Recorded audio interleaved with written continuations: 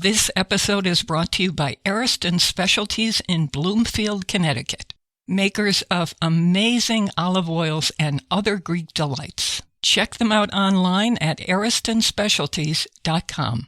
That's Ariston, Ariston, specialties.com.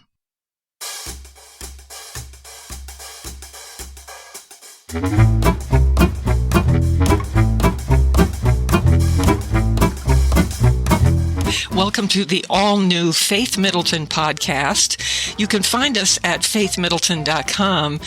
And here's what happened. You know, in the old days when the sailing ships would go out to sea and they'd be looking at the sky to tell them stories about how to know where to go and how fast and at what location. And that's how it all used to work. Well, when I opened up my email this morning, there was a text from Chris Prosperi, who's on the show with us today, and I'll introduce everybody in a minute. And I opened the text, and it says, a bunch of wild turkeys have taken up residence here at Metro Beast in Simsbury, Connecticut. And there were pictures attached. And so we've posted them on the website at faithmiddleton.com. So you can see this too. I just didn't know. I almost fell out of my chair onto the floor. I was laughing so hard. Thought, how could this really be happening? While inside, Chris is making all the turkey stuff for all the people who come to the restaurant and order from the restaurant. This is not possible. They were looking in the window going, hey, Bob's in there. It seemed like a sign from the heavens. You know, I said, oh, this is the sign. We have to start with our Thanksgiving coverage on this show. So that's what we're going to do. I'm Faith Middleton, and here's Mark Raymond from Carolina Wine Brands, Joanne Church in New London, Chris Prosperi at Metro Beast Restaurant in Simsbury, Connecticut. He's a little crowded right now with the animal people. And we have Carl Franklin, who lives in Quaker Hill and is also our editor on the show. He does so many things, and we're so thrilled to have him. Okay, hi, everybody. Faith. Hi, Faith. How are you? Well, I'm fine. I just really can't wait to hear before we start the exact Thanksgiving coverage. How did these turkeys decide to come and make your restaurant a home, Chris Prosperi? The only thing I can think of, and we have three. There's three turkeys. I don't know if they're male or female, but they've been with us for a couple of weeks now, and they're here all day long during the day. They walk around the parking lot, and you'll see in one picture we have a picnic table where we eat family meal when it's nice outside on the back side of the building, and they sit in the seats like they're waiting for us to serve them. So I don't know if they saw the restaurant sign and hey, we can get food here or what it is, but I mean, everyone now comes in. You think we're kidding? There are hundreds of pictures already online because every customer that has come in when they're floating around the parking lot stops to take pictures. And Faith, they're not scared. You can go literally 2 feet away from them. They just kind of look at you funny, what do you want? Because it's still October. Yeah, that's right. Yes. That's because they've been going to the concerts at Talcott Mountain, so they're very, very familiar with food, wine. All right, so that's amazing, and you can see these pictures posted at faithmiddleton.com. And because you just can't believe it. You can go now if you want. Okay, so let's start with our Thanksgiving coverage. And this will be going on for quite some time because this is, our big holiday of the year. And so, who wants to start? I mean, do we start with whether you buy a frozen? There's a lot of stories in the media right now saying turkeys are going to be hard to find. Yeah. And so then there's this question of, do you start with a frozen turkey? If you find one, is it going to be wildly expensive? Do you wait and get a fresh one? Are you going to have trouble this year especially? What do you all think? Chris, will you start us off? Yeah, I mean, I say if you're going to be looking for a turkey, look early. And you could do one of two things. If you want a fresh turkey and you buy from a local farm, I know the few farms around here that raise turkeys are already taking orders.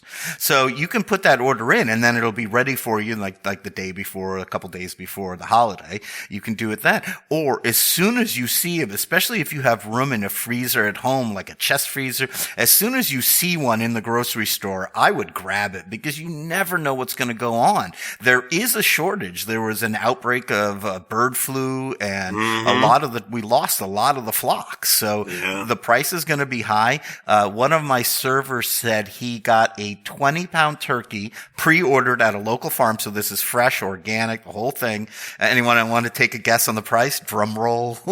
Ooh. I don't even know. No, I don't know. A lot. $200. What? $200? Yeah, $200. Yeah, $200. So $200. 20-pound turkey for $200. It's $10 a pound. It's probably fresh organic, right? Yeah. It's a local farm, but I think that's what you're going to find when you go to a farm. You're going to find mostly organic ones. But is that like Kobe turkey? Kobe turkey, yeah. And that's what they're so that gives you an idea. Massage. That's about what they're running at local farms right now, right? Or at least the ones in my area. Ouch. Wow. If we always get stuck in a pinch, we know where to pick 3 up. Those will be gone. Listen, if prices, if it's hard to find, don't you worry. No. Those will be gone way before you can get in your car and get here, Mark. Oh, no. Yeah. Once a long time ago, someone from the Environmental Protection Agency called me up on the show and that I did on public radio, and he said, would you like to try a wild turkey? This is what's sitting in Chris's driveway at the restaurant. And I said, yeah. And he said, because I shoot them with a bow and arrow, and I can go out and hunt for one, and then I'll cook it for you, and you can try and taste the difference between a wild turkey and the regular turkeys that we all get. And so, we said, great. I have to say, it was absolutely, I don't want people to start rushing out into the forest with bows and arrows, but It was absolutely delicious the way he cooked it. Yeah. It was like, they were amazing. But everyone keep your hands off the turkeys in Chris's driveway. It's gamier, right? It's heartier in flavor, I find, right? Not as fat. Yeah, not as fat. Well, theoretically, yes, but he had marinated it in something. Very cool. And, in kind of an Italian dressing, and before he cooked it, and it was really, really delicious. So yeah, you got to keep your hands off Chris's turkeys because that's $600 in his pocket. Okay. So Chris is saying if you see one, maybe you should grab it. Yeah, why not, right? I found that last year the same thing happened. Everybody started getting panicky about whether there were going to be enough turkeys. Mm-hmm. And in the end, there were plenty of turkeys. And so I don't know what to expect really this year. Do you think that's right, Chris? Yeah. Last year they were talking about how, we were going to have the same problem, and they started talking about it right at around the same time. And then we were getting very worried because we need, hundreds and hundreds of turkeys to get through our Thanksgiving here at the restaurant. And like you said, it was like, when is it going to hit that the price is going to go through the roof and there's not going to be a supply? But we didn't, like you said, we didn't see that at all, right? Yeah. Turkey was in good supply. The price wasn't too crazy, but you just never, I think the thing is you just never know. You want to be prepared. What's the worst that could happen if you get a good turkey at a grocery store and just say it's frozen and you pay, $1.59 a pound? I mean, and it's your freezer and there's no shortage and you find another one. I always say there's nothing wrong with having a spare turkey floating around the house. It can stay in your freezer for up to 6 months and you can use it another time. I think turkey should be eaten more than once a year. That's just my opinion. Where are you going to get the room to store 2 whole turkeys in your freezer?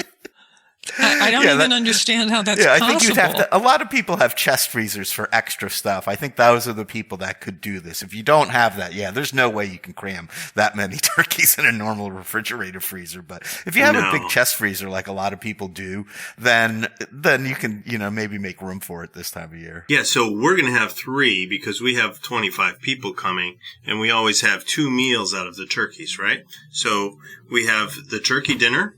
And then we have the sandwiches later, while we're watching football games and then playing the family setback game, which you have to have, okay? Oh. All right, we have to have the family setback game. Otherwise, it's not Thanksgiving, and my aunt will be so upset. I got to tell you, man, Right. Pitch or Setback is the Franklin family card game. Oh, yeah. And I know very few people who have that same, tradition. So one of the turkeys I smoke. So I get up at 6 a.m. and I have this manual bullet smoker. I don't have a high-tech smoker where you can just turn it on. It's got a pellet feeder. So I start it at 6 a.m. and it's usually a 20-pounder. And I smoke it for probably about 8 hours. And I bring it in, wrap it up in aluminum foil, just keep it finished in the oven. And oh my God, the house smells incredible. Yum. And is that the favorite out of all three? It is the favorite of all three. It really is. Nice. We've done them with like prosciutto under the skin with sage and garlic. We've done lemon and lemon thyme and all different kind of herbs truffles? and butter under the skin. I haven't done truffles yet. I have to try that. Ooh, I got a quick story, Faith. So I was at school, and this is a long time ago now, but when I was at culinary school, a famous French chef came over, Paul Bocuse, and No kidding. yeah. So, and I was on the team that was assigned to help him. And this, I guess, is an old technique. We actually took a small turkey, like a 12-pounder, and we filled the cavity with truffles. No. Okay. Oh. Wait, it gets crazier because I still can't believe how good this is and how insane what we did was. Then we put it in really thick bags, not garbage bag, but like food bags, and really tightened it up. And it was like almost not cryovac, but just sealed well in 3 different bags. And then we literally went out back behind the school, dug a hole about 4 feet deep, and then we buried this turkey. It's like baked beans. I am not joking. We buried this turkey and then put the soil back in on top of it. And supposedly what he was telling us is it's an old thing. And then the pressure, right? Because now you got to remember there's like 4 feet of soil around this turkey. And then the pressure from the soil being on it, and we left it overnight, I should say. So it was just in there overnight. And that low, it's still cold, right? So anyway, it was a good temperature. And the next day we pulled it out and roasted it. And the truffle flavor was like magically throughout the entire bird. We were even taking pieces off the drumstick, and somehow the truffle flavor was in that too. Wow. And I don't know, it was just this one of those is- magic moments. The downside you're though killing is me. you have to fill that cavity with, I don't even know now, thousands of of dollars, dollars yeah. of truffle. Yeah. As well stuff cash in there.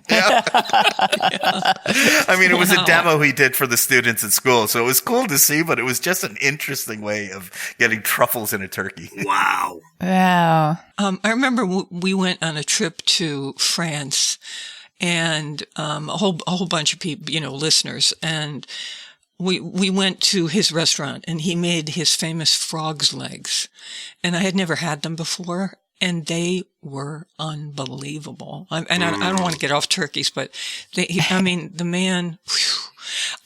Okay, so there's traditionalists, and then there's the outsider stuff that, like Chris just explained. So, how about you folks? Like Carl, are you a traditionalist in terms of your Thanksgiving dinner? Well, I do a couple of things. I like the Julia Child method of taking the backbone out of the turkey, and it cooks about in half the time this way. So you have the breast, and then you have the legs and thighs separately. I like to take the bone out of the thighs as well and stuff that with sage and rosemary and salt and pepper. So then I cook those separately. But with the bones, that's when I make my gravy. Now I call it Rosemary's Gravy. Nicely done. Well played. Well played. My gravy is something else. I roast the bones in the oven, as I was talking about in the soups episode, Yeah. right? Yeah. I roast the bones. I get a little olive oil on them, get them all nice and brown, and then those go in a pot with water and all my aromatics, and I make stock. And after the aromatics and the fresh herbs have given up their flavor, I strain it out and then reduce until I'm left with a really, really strong gravy. I don't use salt in any of this because salt is the last thing you put in a gravy, especially if you're going to reduce it. And then just, it's got a greenish brown hue to it because of all the rosemary that I use. Oh, wow. And some people don't like it all, but yeah, I call it rosemary's gravy. And you finish it with a lot of butter. Carl actually cooks like I would if I wasn't so lazy when I'm home. Hey, so let's we're going to post what Carl just said about Rosemary's Gravy online, and if that title doesn't go viral, I don't even know what to expect from here on out. We're going to take a quick break, and then we're going to come back to Joanne Church and find out her stuff that she's doing to get ready for Thanksgiving, and we'll be right back. I'm Faith Middleton with the gang, and this is we're at faithmiddleton.com, and all you have to see is the all-new Faith Middleton Food Schmooze podcast. That all-new phrase is the real key to finding us, but you can also just go to faithmiddleton.com and it'll all pop up. Okay, and so I'm with the gang, Chris Prosperi, Mark Raymond, Carl Franklin, and Joanne Church. Do you do what I do? Because I go out and I buy a cooked turkey at whoever's doing one at some kind of place. Or do you do it yourself? I love to cook a turkey, but I have to tell you, we have friends and family that don't eat animals or don't like the taste of turkey. So about 5 years ago, when we went to a friend's house and they did like a Moroccan beautiful Thanksgiving dinner, but there was no traditional Thanksgiving food, and it was great. We gave thanks. I came home the next day and said, I want to make a traditional Thanksgiving dinner. I went to the grocery store thinking, oh, please, I hope there's some turkeys left. I went to the grocery store. The turkeys, I swear, were like 25 cents a pound. I was like, how many turkeys can I buy? How many turkeys? I got so excited. I bought 2 turkeys. I found a place to freeze one and cook the other one. But everything I wanted, potatoes, green beans, everything traditional was on sale. So this year we're going somewhere where they're not going to serve turkey. So my plan was to go Friday and relive that experience of buying a 25 cent per pound turkey. And now you guys are freaking me out because maybe there won't even be one. I love to cook it. I love that I have to be home for several hours. I love to be home. I love to cook. I love to have the house filled with the scent of food. And one of the dishes that I love to make, and I plan on making whether I have a turkey or not, is a sweet potato parsnip mash. Ooh, sweet potato So parsnip mash. Wow. So it's, 2 large sweet potatoes, could be like 2 pounds, 2 to 3 parsnips peeled. They're cut to 1.5 inches. 2 tablespoons butter, a 1/4 cup of heavy cream, a half a teaspoon of salt, and an 1/8 teaspoon of fresh nutmeg. I keep the whole nutmeg and grate it down. So you bring the potatoes and the parsnips to a boil, then put them on simmer for about 15 minutes, drain them, return them to the pan, add the butter, heavy cream, salt, nutmeg, and then smash them. And I love to use my handheld cordless masher for that. So then I would serve them. I put them in a serving bowl and maybe put another. Whoa! I'm sorry, that's my dog. Yeah. It's Okay. That's our dog, our mascot. He's getting Bonbon. hungry. Joanne, Bonbon approves Joanne. Bonbon? Hey, Bon. Reckon? Bonbon's like- starting to get vocal. Bon wants some turkey. Yeah, right. Oh my gosh. All right, let's see. Oh, no. Does he need to go out or something? Listen, I'm going to ask you to keep going, but I'm going to have to run out because when he barks, he never barks. Okay. He needs to when go to he the bathroom, barks, yeah. it Yep. means He has he to go out. really has to go outside. Go ahead. And Go so, ahead. Out he goes. Okay. We'll keep Please going. continue No, on. No, Okay. we'll wait for you. Go ahead. I'll be We'll wait right. for I'll be you. right back. 5 minutes later. Okay. So, anyway, through the magic of of the internet, I am back, and Bonbon seems to be a lot calmer now. So listen, I mean, I was very panicky out there. I'm like, come on, buddy, I've got to get You back can on do the this. show. You can do this. That's right. Bun. So Joanne, so you found an extra freezer to put a turkey in, and so you love when the house is filled with all those aromas and Absolutely. and you like to cook and you like to stay home and do that. And I like butter. And maybe some brown sugar on top of those sweet potatoes and parsnips. Yeah. Oh, now I'm getting hungry. Yeah, my mouth's watering now. One year, I somehow convinced my family. They live on the Cape, and I went to see them on the Cape as I do usually on Thanksgiving. And so there we were, and I somehow convinced them, because they're very traditional about this meal, to not do turkey, and we did lobsters. We did Thanksgiving lobsters. And That's it a fair was trade. so, I mean, that's way more expensive than truffles now, but Right. it was really fun. How appropriate for the Cape, for Cape Cod. Yeah, exactly. Yeah. Totally. And if you have Italian relatives that do lasagna, Yeah. Yeah, I mean, I don't have any, but I know of families that do it. Yeah, we do a whole Italian meal first, Oh, you and do. then I we'll remember clear that this. away, and then we do the turkey. We do. Yes. So, Carl, what about, when people do, start out trying to do the right thing and end up doing the wrong thing? yeah, well, I heard this from several friends across the years, that they made the mistake of considering right outside their door on the back porch a refrigerator and a perfect place to thaw a frozen turkey overnight. And that's not good, because you have no control over that temperature. And the sun comes out in the morning and Oh, that right. thing warms up and it's done.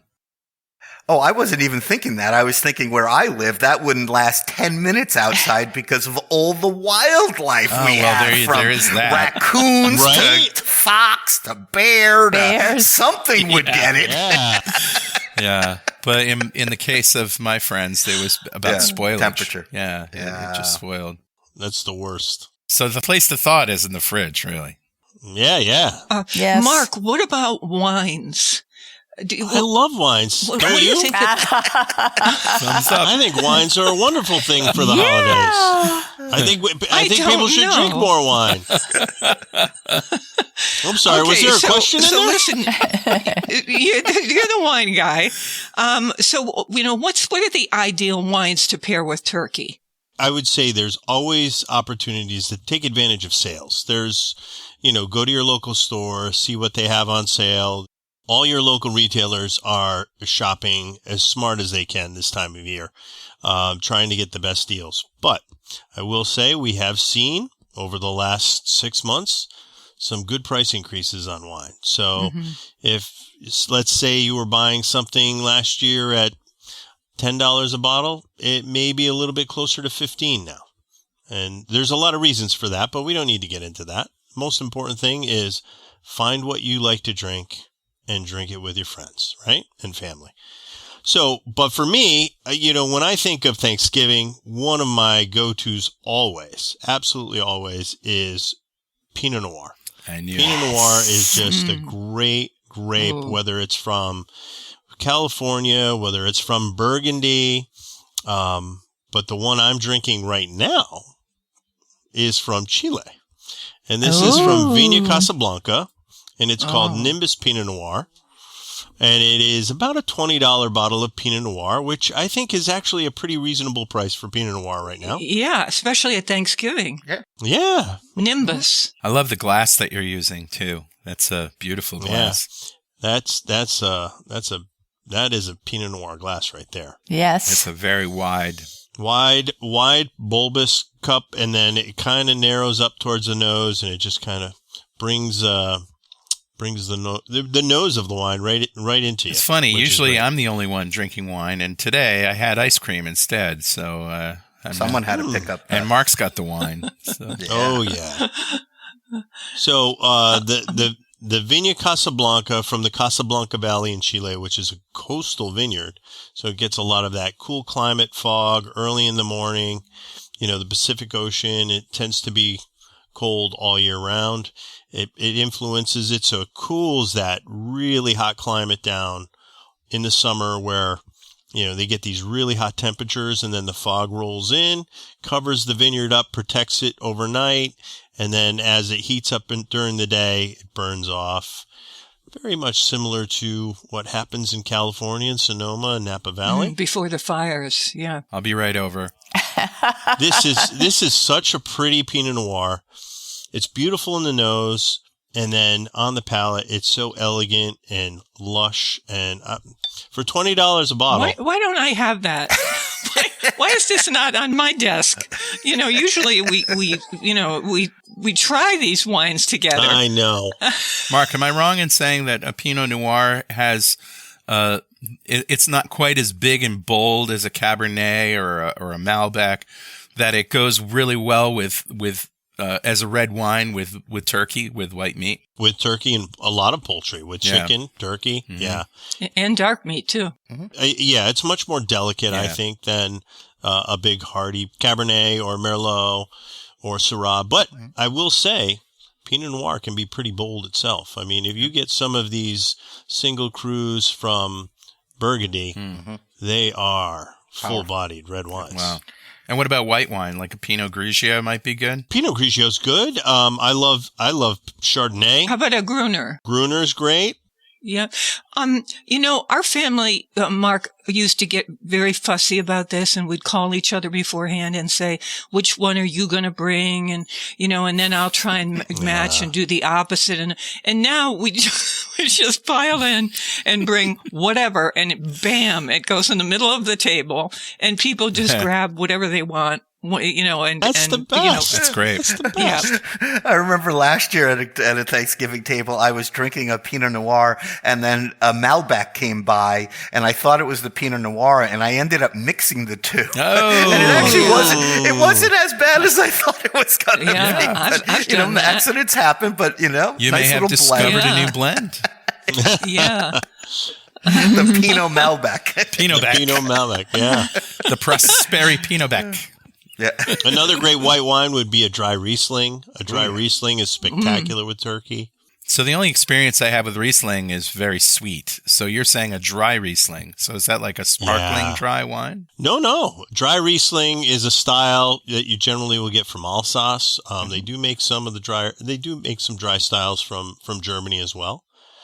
But yeah, dry Riesling Never had one. is fantastic. My favorite is a sparkling red. Like a Lambrusco? So you can get a sparkling red. And I don't mean a champagne. I just mean like a Lambrusco, or, they have other ones, like there are Alsatian ones. And I know they make sparkling Shiraz from Australia. Huh. That's good. Those are wonderful. It's really good with the gravy and the thick things on your platter. It's really good that way. Mm-hmm. And so I bought I've already got a case of that going I ordered. So that's my only planning so far. I didn't even. Yeah, there's definitely red wine in Rosemary's Gravy. Rosemary's Gravy. Highlight of the show right there. Okay. Rosemary's Gravy. I want the recipe. I guess maybe that's the title, huh? Yeah. We're going to keep going. Okay, Bonbon. We're going to keep going with Thanksgiving stuff on future shows, because, the clock is ticking, and it's really fun to talk about it and do the planning, even if you're not going to do the cooking. Mm-hmm. So, we're going to do that, and we might end up giving you some ideas. In the meantime, that's Bonbon, who seems to be quite restless today. Yeah. If you want to find us, go to faithmiddleton.com or the all new Faith Middleton Food Schmooze podcast. And, it's just a blast to be with you as always. And, we're going to, and Bonbon, yes, dear. And we're very happy. We're going to keep going. We're going to keep going in the, days and weeks ahead. Okay. So long. Bye. Ciao. Have a great day. Bye-bye.